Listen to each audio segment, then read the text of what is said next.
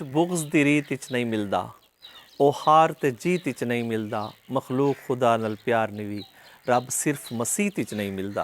जी मैंने एक सराकी कथा सुनाया, रुबाई सुनाई, शेर सुनाया। मैं आज बात करना चाहता हूँ रईस साहब की, और वो कितने इंसानियत से मोहब्बत करने वाले थे और कितना एक दूसरे का एहतराम वगैरह करते थे। तो मेरी आज की वीडियो की जो अदाकारा है वो है दुर्दाना रहमान साहिबा। वो क्योंकि रईस साहब के बाद आई फिल्मों में। अच्छा, रईस साहब सीनियर थे। वो कहती हैं, एक वाक़या उन्होंने सुनाया अपने इंटरव्यू देते हुए। उन्होंने कहा कि मैं माँ के साथ जाती थी शूटिंग्स पे, और मैं जब माँ के साथ शूटिंग पे गई तो रईस साहब बैठे थे, सामने शूटिंग हो रही थी और किसी और अदाकारा का सीन हो रहा था, तो रईस साहब कुर्सी पे बैठे थे। जब मैं अंदर गई तो मैंने देखा कि रईस साहब एहतरामन खड़े हो गए। मैंने पीछे मुड़कर देखा कि मेरे पीछे कौन सा ऐसा बड़ा अदाकार आ रहा है जिसके लिए रईस साहब उठकर एहतराम करने चाह रहे हैं। तो उसने कहा, मैंने मुड़कर देखा तो मुझे कोई अदाकारा या अदाकार भी दिखाई ना दिया। तो मैंने रईस साहब के इतने तक करीब पहुंच गई। मैंने पूछा, रईस साहब किसके लिए आप तज़ीमन खड़े हुए हैं? तो उन्होंने कहा, आपके लिए।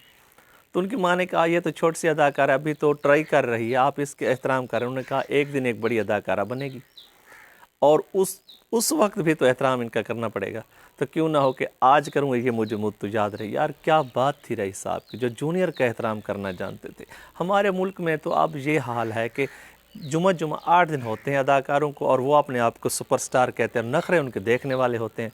चलो, असल में एक्टर भी वही पुराने थे और काम भी उन्होंने किया जो सदियों तक याद रखा जाएगा। एक और वाक़या आपको सुनाता हूँ।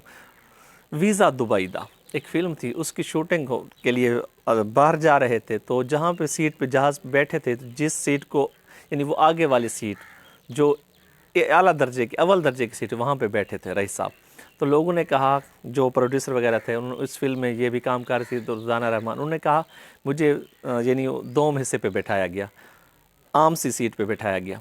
अच्छा, जब मैं वहाँ बैठे तो रईस साहब ने कहा, नहीं, इसको, इसकी माँ को मेरे वाली सीट दे दो। रईस साहब वहाँ से उठे और दोम हिस्से पे आ गए और वहाँ पे उनको बैठना पड़ा। अच्छा जी, आप देखें सही, एहतराम देखें, कैसे इंसान थे। बस यार क्या बात है उनकी, जितने उन पर लिखा जाए, पढ़ा जाए, बातें की जाए, वीडियो बनाई जाए, कमाल कर देते थे। एक और वाक़या भी है। उन्होंने कहा कि फ़िल्म जब शूटिंग हो रही थी तो रईस साहब बड़ी मजाक करते थे। उन्होंने मेरे साथ मजाक की। वो मजाक कौन सी थी, आने वाली वीडियो में ज़रूर बताऊँगा। आपने हमारे चैनल को सब्सक्राइब करना है और हमारी वीडियो को लाइक करना है। इजाज़त दीजिएगा, अल्लाह हाफ़िज़।